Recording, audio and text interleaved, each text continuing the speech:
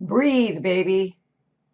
I cannot tell you how many times in my life I have fought the idea of a breath work. Now, I'm not going to tell you my whole long story, but I'm going to give you a short version of it, because if you are subscribed to this channel, and if you're not, please subscribe, then you know that I am all things intention. And you also understand that all things intention is also all things manifestation, and is all things energy, which also relates to our physical health and our past trauma and our stress. So even when you say intention work, you may think that's a small container, but it's really this big, vast container. We are the container, right? With that said, breathwork, it was something that I always fought against. I didn't want to do it. And I was an active yogi. Oh gosh. And I still consider myself a yogi. I do yoga every night.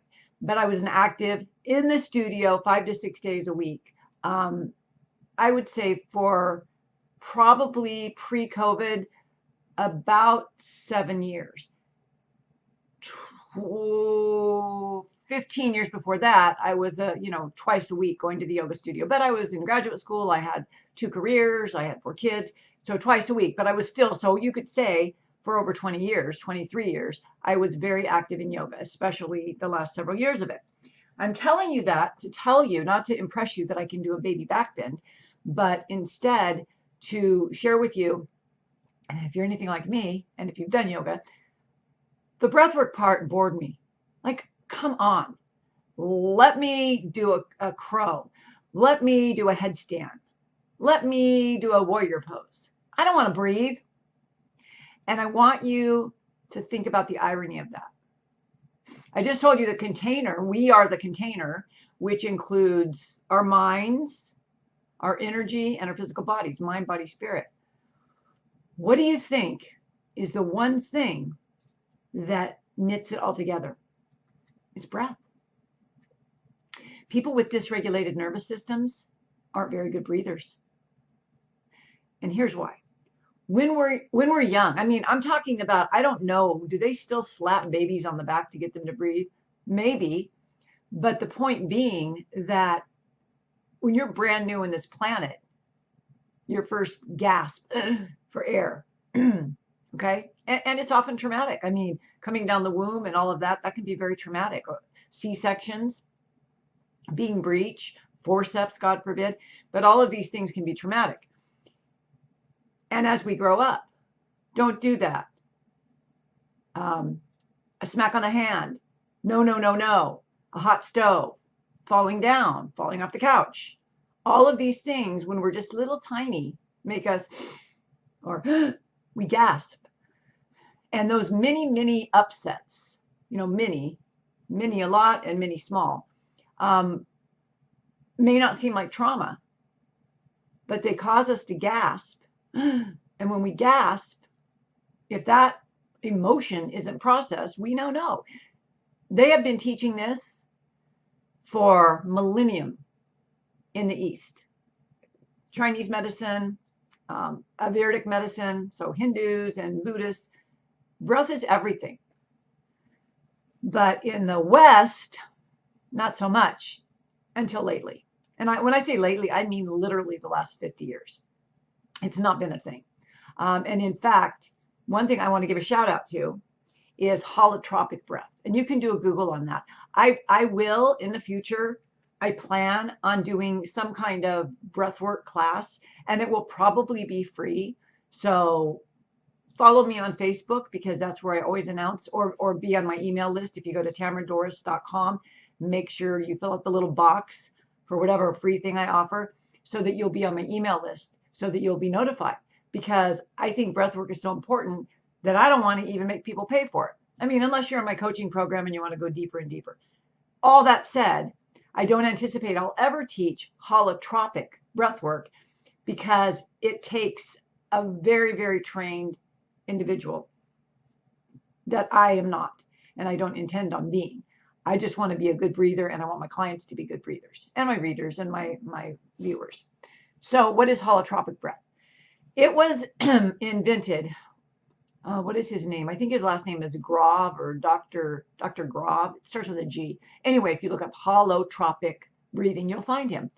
And because in his experimentation on altered consciousness, right up my alley, states of altered consciousness, he was prohibited from using LSD, which I believe he did in his early studies. Who wants to drop acid? Not me. 70s are over, thanks anyway.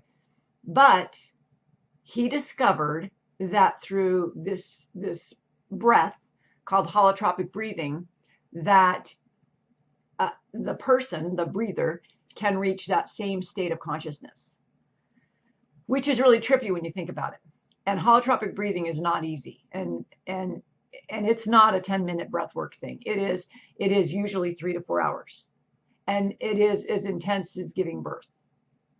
And the reason why is because all of those gasps that you had as you were growing up that are frozen in your body, they're now energy packets frozen in your body, they come up. And I'm being very metaphorical here because it's very difficult for modern medicine and modern science to articulate with accuracy how and where a trauma block or packet gets stuck in our bodies, but we know that they do. And so one of the things that happen, if you can imagine this, is something, your parents get divorced, someone dies, your cat gets run over. These gasps, where whatever chakra the incident is related to, usually the lower 3, by the way, it gets stuck there. And now you no longer can breathe into that space. And so over time, more stress, decades, more stress, you begin to breathe very shallow. You begin to breathe, if you can see, right under the chest here, you just breathe in your lungs. You're a shallow breather. The human body is not designed to be a shallow breather. We have a diaphragm. When you breathe shallow, it's like akin to trying to heat up your house with a space heater. When you breathe through your diaphragm, you're using central heat and air. And you have these zillions of little, I forget what they're called, little thingies at the bottom lobe of your lungs. And most people who are shallow breathers are not even activating those. And let me tell you, there are many, many books. Well, there's like probably 7 really, really well-researched books by experts on breath work. And what we know is that if you don't breathe into those, they are not properly dispersing oxygen and CO2 throughout your body.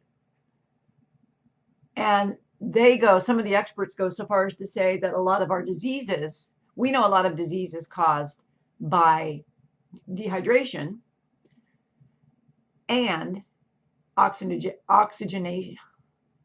Whenever your car gets oxidized, deoxygenation, you know what I'm saying. When you don't get enough oxygen to certain cells, it causes the cells to not have the oxygen they need. So just like a car left out in the rain, it can get rusty, right?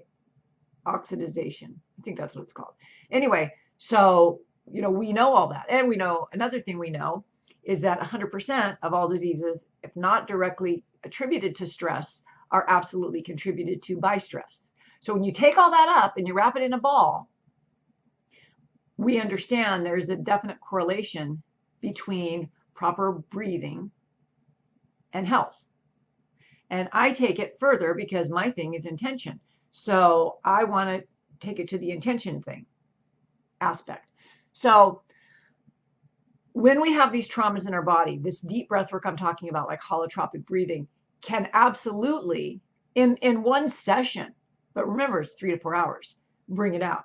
And you should only do holotropic breathing with a trained, certified facilitator. And you should not try to do it on your own because it can get very emotional. You can feel like you're dying. And so I don't recommend it as a DIY project. And I don't train in that, as I said.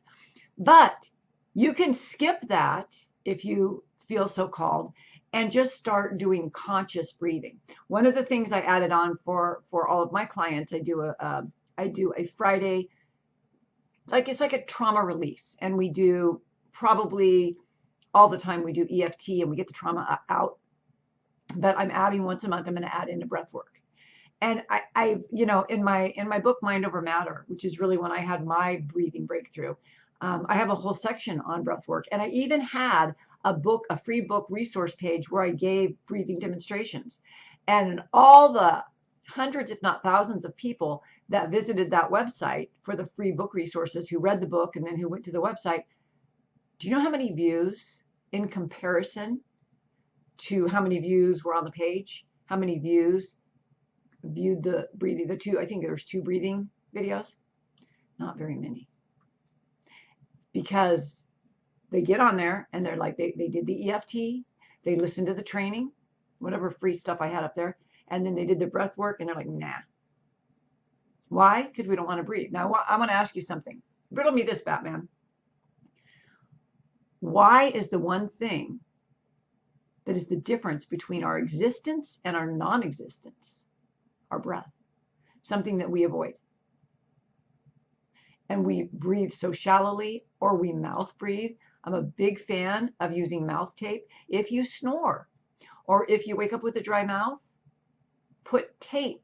They have mouth tape. I mean, they used to have, when I started using it, they only had like 2 vendors on Amazon. And now there's like, I don't know, 20, 30. There's many. It's not expensive. You can also use medical tape, but I like to get the kind on Amazon because they have a little hole in there, so you can kind of, if you need to breathe through your mouth, you can. You just have to work for it, and it kind of wakes you up. Do you know that Native Americans, and I don't know native to where, I don't know if it's America or another indigenous tribe, that they used to go and they would hold their finger over their infant baby's sleeping mouth to invite and promote nasal breathing. So whichever, if it was all Native Americans or native to another country, I don't know. I can't remember. It's in one of my books. But the point being that intuitively, they knew this. It's very, very important for your health. On average, mouth breathers die 6 years earlier than non-mouth breathers. That's all I had to read. And I read that in James Nestor's book called, I think it's just called Breathe. So the mouth tape is very good. Sorry, I digressed. I really want to help you be a better breather. So because no one wants to, and no one wants to because it's uncomfortable, and it will make you lightheaded. And if it makes you lightheaded, that's good. That means that you need it. So instead of, sitting there and doing a 3-hour breath workshop that's going to be very difficult, time consuming, painful, I believe with all my heart that you can get the same results by just beginning to practice conscious breathing. And conscious breathing, there's many different ways. I teach like 5 different ways that we can do breath work. We can do alternate nasal breath work. We can do in and out through the mouth. We can do in and out through the nose. We can do belly breathing. We can do pranayama, yoga breath. We can do breath of fire. There's numerous breaths that you can do. And you should look them up, get on AI or whatever, and start doing different ones, because I'm not going to, in this video, I'll give you an example or a demo, but I'm not going to start doing them. But the most important reason I'm bringing this up is because in order to meditate, in order to metacreate, in order to open up our right hemisphere, in order to reduce the busy beta brainwaves, we have to learn to be better breathers. And it is a fact that with conscious breathing, you will reduce your brain waves from beta, busy beta, to alpha, and hopefully eventually to theta, and that you will disconnect from your left hemisphere. Very, very important, so that you have access to your right hemisphere, which is where we pierce the veil, which is where you're connected to your superconscious and the quantum field. See, the problem that most people have with metacreation and manifestation at large is that they're using their busy brain, their left hemisphere, to imagine an outcome they want. And maybe they manage to conjure up the elevated emotions. That's great. That's very good, but it's not manifesting. It's not going to work nearly as well. If you can drop out and disconnect from your busy beta brainwave, left hemisphere, and tap into your right hemisphere in a reduced brainwave, and then add the elevated emotions, you don't even need to have an ideal outcome. You don't. Your superconscious knows what you love to do.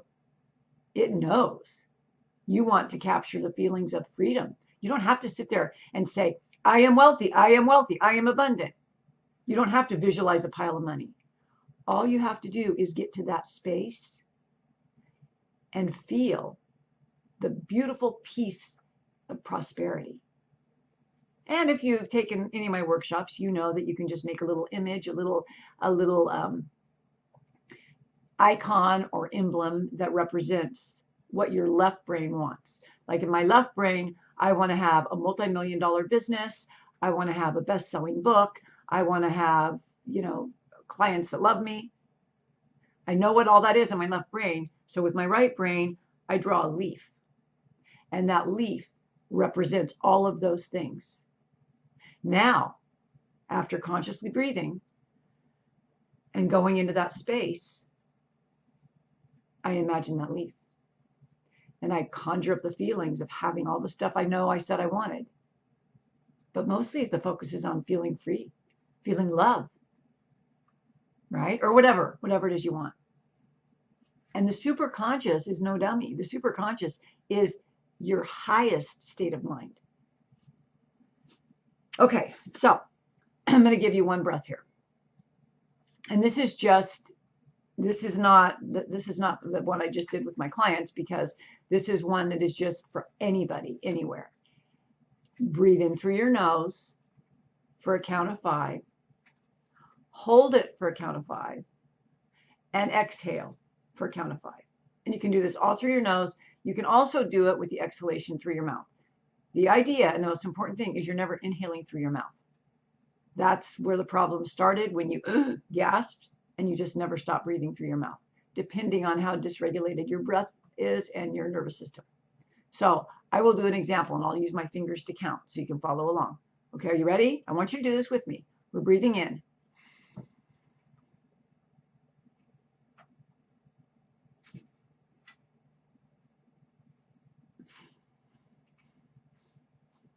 You get that? We breathed in for 5. I held it for 5. And I released it for 5. That's the 5 by 5. Now, some yoga teachers teach it the 4 by 4. and it's box breathing if you also hold it out for another 4. This is not a breathing video per se. I'm just giving you the intel. So I will say that again so you can try it on your own. You're going to breathe in for 4. You're going to hold it for 4. You're going to exhale for 4. Then you're going to hold it out for 4. Then you're going to breathe in for 4, and you're going to just do that as a cycle. It's a box because you're going 4, 4, 4, 4, right? 4 sides. Do that when you are stressed out. Do that before you medicreate. Do that in the middle of the day.